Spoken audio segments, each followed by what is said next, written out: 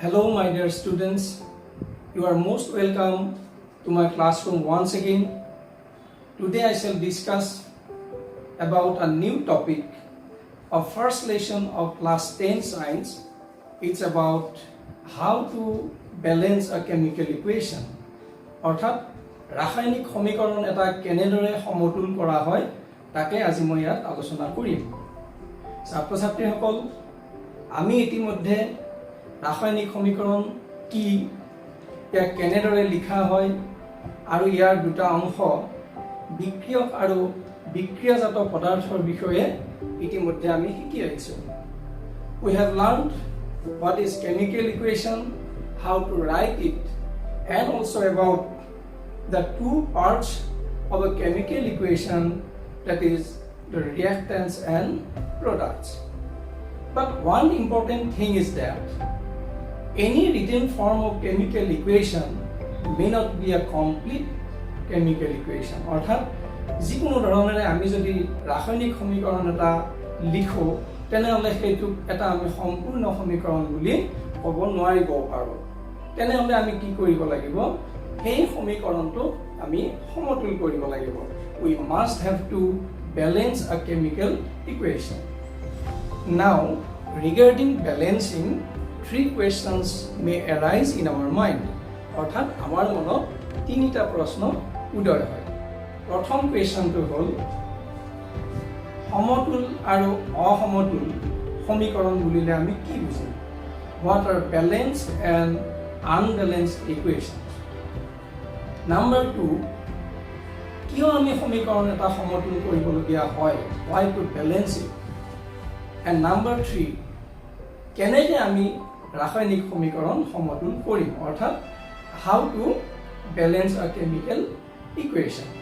এতিয়া আমি এই তিনিটা প্ৰশ্নৰ উত্তৰ বিচাৰি আমি আলোচনা কৰিম। Let's discuss. আমাৰ প্ৰথম প্ৰশ্নটো আছিল what are balanced and unbalanced equation?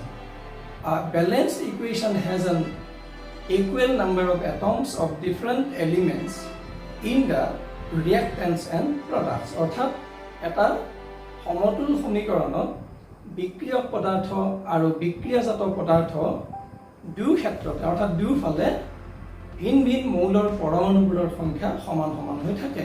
আৰু যদিহে বিক্ৰিয়ক আৰু বিক্ৰিয়াজাত পদাৰ্থ মৌলবোৰৰ পৰমাণুৰ সংখ্যা যদি সমান হৈ নাথাকে তেনেহ'লে সেইটোকে আমি ক'ম অসমতুল সমীকৰণ। If the number of atoms of different elements in the reactants and products are not equal, then it is called unbalanced equation. Our second question was why to balance a chemical equation? অৰ্থাৎ সমীকৰণ এটা কিয় সমতুল কৰিব লাগে? Because a chemical reaction always satisfies the law of conservation of mass. Already you have got it in class 9. নৱম মানত তোমালোকে পাই অহা ভৰৰ নিত্যতা বিধিটো প্ৰতিটো ৰাসায়নিক বিক্ৰিয়াত প্ৰযোজ্য হ'ব লাগে। এতিয়া এই বিধিটো মানে কি? এই বিধিটো হ'ল যে ৰাসায়নিক বিক্ৰিয়াত পদাৰ্থৰ ভৰৰ সৃষ্টি নাইবা বিনাশ হ'ব নোৱাৰে। In a chemical reaction, mass can neither be created nor destroyed. যদিহে আমি সমীকৰণ এটা সমতুল কৰোঁ তেনেহ'লে সমীকৰণটোৰ বিক্ৰিয়ক আৰু বিক্ৰিয়াজাত পদাৰ্থ এই দুয়োফালে যিহেতু মৌলবোৰৰ পৰমাণুৰ সংখ্যা সমান হৈ থাকে সেইকাৰণে সিহঁতৰ ভৰো বিক্ৰিয়ক আৰু বিক্ৰিয়াজাত পদাৰ্থ উভয় ক্ষেত্ৰতে সমান হৈ থাকে। As the number of atoms of different elements are always equal in a balanced equation, that's why their masses are also same. That's why we should balance a chemical equation. আৰু সেইকাৰণে আমি সমীকৰণটো বেলেঞ্চ কৰিব লাগে যাতে পদাৰ্থৰ ভৰৰ নিত্যতা বিধিটো তাত প্ৰযোজ্য হয়। অৰ্থাৎ বিক্ৰিয়ক পদাৰ্থৰ যিমান ভৰ বিক্ৰিয়াজাত পদাৰ্থৰ ভৰো সদায় সমান হৈ থাকে। Now our third and main question was how to balance a chemical equation. Actually, in balancing a chemical equation, there are no any hard and fast rules. অর্থাৎ কোনো ধৰা বন্ধা নিয়ম নাই, but to make it easier we may follow some tricks. ছাত্ৰ ছাত্ৰীসকল ৰাসায়নিক সমীকৰণ এটা সমতুল কৰিবৰ কাৰণে আমি সদায় পদাৰ্থবিলাকৰ কেমিকেল ফৰ্মুলাবিলাকত সিহঁতৰ number of atoms of different elements অৰ্থাৎ ভিন ভিন মৌলবিলাকৰ পৰমাণুৰ সংখ্যা কেলকুলেট কৰিবৰ কাৰণে আমাক প্ৰয়োজন হ'ব। সেইকাৰণে মই এটা ডাঙৰ ফৰ্মুলা লৈছোঁ, এইটো হ'ল এমনিয়াম ছালফেট NH4SO4 NH4 এই ফৰ্মুলাটোত এমনিয়াম ছালফেটৰ এই ফৰ্মুলাটোত এই সংকেতটোত আমি কোনবিধ মৌলৰ পৰমাণু কিমান আছে সেই নাম্বাৰ অফ এটমছবিলাক আমি কেনেকৈ হিচাপ কৰিব লাগে এইটো শিকি ল'ম। মই প্ৰথমতে বিগিনাৰ্ছখিনিৰ কাৰণে অৰ্থাৎ প্ৰথম আমি শিকিবৰ কাৰণে এই ফৰ্মুলাটোক আমি কিছুমান খণ্ডত বিভক্ত কৰি সৰু সৰুকৈ কেলকুলেশ্যন কৰিবলৈ শিকাম। এই ফৰ্মুলাটোক আমি এনেকৈ ভাগ কৰি ল'ব পাৰোঁ, this two is common for nitrogen and hydrogen, so it becomes N2 plus H4 2 plus S plus O4 এইকেইটা মৌল ইয়াত আছে আৰু ইহঁতৰ এটমিক ষ্ট্ৰাকচাৰ মলিকুলাৰ ষ্ট্ৰাকচাৰবিলাক এনেকুৱা ধৰণে আছে। এতিয়া আমি কি কৰিম, ইহঁতৰ নাম্বাৰ অফ এটমছ কিমান আছে আমি তলে তলে লিখি যাম। ইয়াতে দেখে number of atoms of nitrogen are 2, number of atoms of hydrogen are 4 to the 8, it is 4 to the 8, it is only 1 sulfur atom, 1 oxygen atom, 4 এনেকৈ আমি খণ্ডকে ভাবি ল'লেই এই ফৰ্মুলাটোত থকা প্ৰত্যেকটো এলিমেণ্টৰ প্ৰত্যেকটো মৌলৰ এটমৰ সংখ্যাটো অৰ্থাৎ পৰমাণুৰ সংখ্যাটো আমি উলিয়াই ল'ব পাৰিম। এতিয়া বেলেঞ্চড ইকুৱেশ্যনবিলাকত অৰ্থাৎ সমতুল সমীকৰণবিলাকত কেতিয়াবা ইয়াতে সংখ্যা দিয়াই থাকে। ইয়াতে এটা ধৰি লোৱা ইয়াতে আমি 2 এটা পালোঁ, তেতিয়া ইয়াৰ নাম্বাৰ অফ এটমছ অলপ বেলেগ হৈ যাব। তেতিয়া আমি কেনেকৈ কেলকুলেট কৰিম চাবা, এই 2 this 2 is common for hydrogen and nitrogen, so it becomes 2N2 2H4 2, it is also 2S and 2O4, this 2 is common for all the elements, গোটেইকেইটা এলিমেণ্টৰ কাৰণে এই 2টোক আমি ধৰি যাব লাগিব। এতিয়া number of atom year change হ'ব, কেনেকুৱা হ'ব, নাইট্ৰজেনৰ এটম হ'ব 2 to the 4, হাইড্ৰজেনৰ 4 to the 8, আকৌ ইয়াতে 2 আছে সেইকাৰণে এইটো হ'ব এনেকৈ মই দেখাই দিছোঁ 2 into 4 into 2 is equal to 16, S 2 and oxygen 8। এনেকৈ আমি যদি কেইটামান ডাঙৰ ফৰ্মুলা খণ্ড কৰি পৰমাণুৰ সংখ্যাবিলাক যদি হিচাপ কৰিবলৈ শিকি ল'ব পাৰোঁ, তেনেহ'লে আমাৰ বেলেঞ্চ কৰাত কোনো ধৰণৰ অসুবিধা আহিব নোৱাৰে। এতিয়া ইয়াৰ পিছৰ ষ্টেপলৈকে মই গৈ আছোঁ, কেনেকৈ আমি সমীকৰণ এটা সমতুল কৰিব পাৰিম। এতিয়া আহা আমি এটা ৰাসায়নিক সমীকৰণ সমতুল কৰোঁ। Let us balance this chemical equation. এই ইকুৱেশ্যনটো হ'ল আইৰণ আৰু ৱাটাৰৰ মাজত ৰিয়েকশ্যন হৈছে আৰু ইয়াত উৎপন্ন হৈছে আইৰণ অক্সাইড আৰু হাইড্ৰজেন গেছ। এতিয়া এই সমীকৰণটো আমি বেলেঞ্চ কৰিবৰ কাৰণে আমাৰ লক্ষ্যটো হ'ব এইফালে প্ৰত্যেকটো মৌলৰ পৰমাণুৰ সংখ্যা আৰু এইফালে অৰ্থাৎ এৰো মাৰ্ক যিটো আছে কাৰ্চিংটোৰ ৰাইট হেণ্ড চাইডে আৰু লেফ্ট হেণ্ড চাইডে দুয়োফালে প্ৰত্যেকটো মৌলৰ পৰমাণুৰ সংখ্যা সমান হ'ব লাগে। এতিয়া আমি কোনটো মৌলৰ সংখ্যা প্ৰথমতে আমি সমান কৰিম, ইয়াত কোনো তেনেকুৱা নিয়ম নাই, মই আগতেই কৈছোঁ তোমালোকক কোনো ধৰা বন্ধা নিয়ম নাই, কিন্তু আমি সহজ হ'বৰ কাৰণে এটা সাধাৰণ নিয়ম আমি ফ'ল' কৰিলে ভাল হয় এটো হল প্ৰথমতে আমি মেটেলছ বিলাক লব লাগে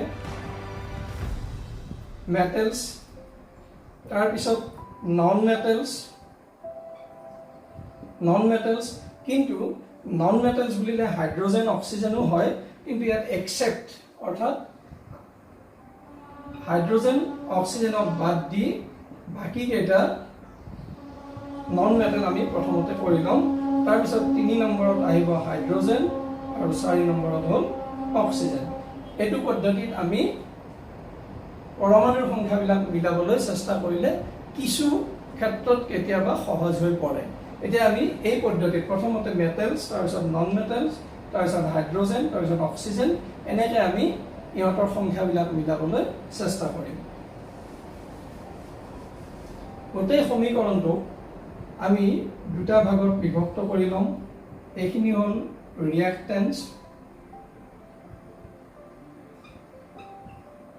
বা বিক্ৰিয়ক পদাৰ্থ আৰ এখানে হল প্ৰোডাক্ট বা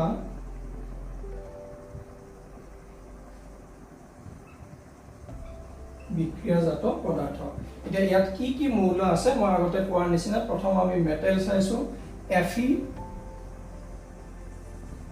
Fe কিমান পৰমাণু আছে চাম তাৰ পিছত নন মেটেল বেলেগ ইয়াত নাই হাইড্ৰোজেন আৰু অক্সিজেন আছে ইয়াত আমি এবাৰ হাইড্ৰোজেন ললো আৰু এফালে অক্সিজেন ললো ঠিক তেনেকৈ ইয়াতো আমি সেইকেইটা মৌলই পাম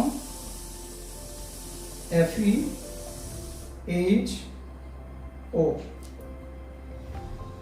এতিয়া আমি সংখ্যা হিসাব কৰো ইয়াতে আইৰণৰ পৰমাণু এটা আছে number of atoms of iron is 1 hydrogen 2 H2 means number of atoms of hydrogen 2 O only 1 A2 এটা প্ৰডাক্টছৰ ফালে আমি যদি চাও বা বিক্ৰিয়াজাত পদাৰ্থৰ যদি আমি চাও আইৰন আছে 3টা পৰমাণু 3 atoms of ions are there H2 and O you see 4 এটা আমি চাও কোনটো এলিমেন্টৰ নাম্বাৰ অফ এটমছ ইকুৱেল নহয় আমি মিলাই চাও আইৰন মিলা নাই হাইড্ৰোজেন মিলি আছে আৰু অক্সিজেন মিলা নাই তেনেহলে আমি balance it we have to make equal numbers of atoms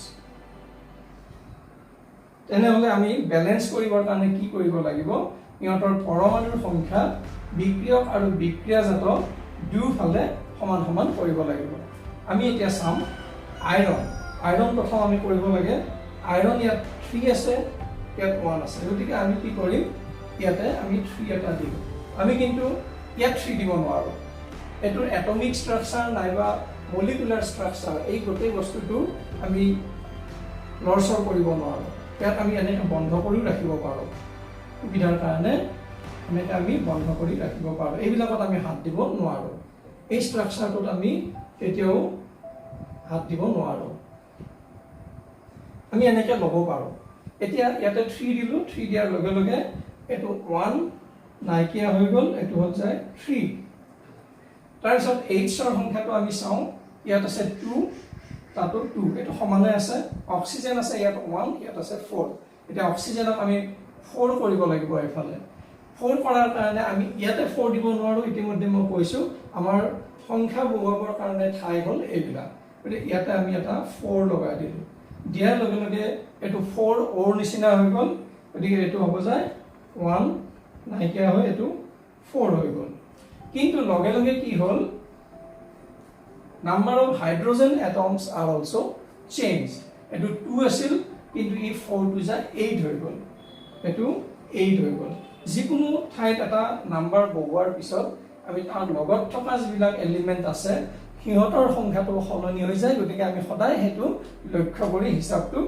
ঠিক কৰি ল'ব লাগে তাৰ পিছত এবাৰ আমি চাও Fe মিলিছে O মিলিছে 4 আৰু 4 হাইড্ৰোজেন মিলা নাই হাইড্ৰোজেন এফালে 8 এফালে 2 হৈ আছে গতিকে ইয়াত আমি 8 কৰিব লাগিব ইয়াৰ সমান কৰিব লাগিব এইটো একেবাৰে সহজে হৈ আছে। ইয়াত আমি যদি এটা 4 লগাই দিওঁ তেতিয়াহ'লে এইটো 2টো কাটা যাব আৰু ইয়াতে 4 2 যা 8 হ'ব। এইটো এতিয়া বেলেন্সড হৈ গ'ল। গতিকে আমি ফাইনেলি কেনেকৈ পালো সমীকৰণটো? আমাৰ ফাইনেল সমীকৰণটো হ'ল যে এইটো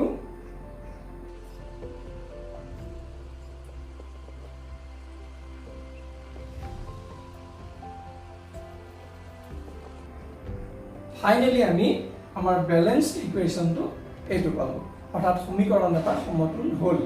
কিন্তু মনত ৰাখিবা, আমি সদায় এনেকৈ চাৰ্ট এখন বনাই সমীকৰণ এটা সমতুল কৰিবলৈ নাযাওঁ। আমি যিমানে এনেকুৱা সমীকৰণবিলাক প্ৰেক্টিচ কৰি থাকিম সিমানে আমাৰ কাৰণে এটা সহজ হৈ পৰিব। আমি এই সমীকৰণবিলাক পোনপটীয়াকৈ সমীকৰণটো দেখিয়ে পোনপটীয়াকৈ আমি ইয়াতে সংখ্যা বহুৱাই তাক সমতুল কৰিব পাৰিম। গতিকে তোমালোকে প্ৰেক্টিচ কৰিব লাগিব। এইটো এটা প্ৰিন্সিপল, কি নীতিৰ আধাৰত সমীকৰণ এটা সমতুল কৰা হয় সেইখিনিহে মই তোমালোকক ক'বলৈ গৈছোঁ।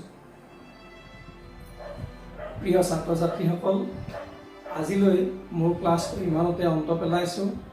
ইয়াৰ পিছত মই বিভিন্ন প্ৰকাৰৰ বিক্ৰিয়াৰ বিষয়ে আলোচনা কৰিবলৈ অন্য এটা ভিডিঅ' লৈ তোমালোকৰ মাজলৈ আহিম। ধন্যবাদ।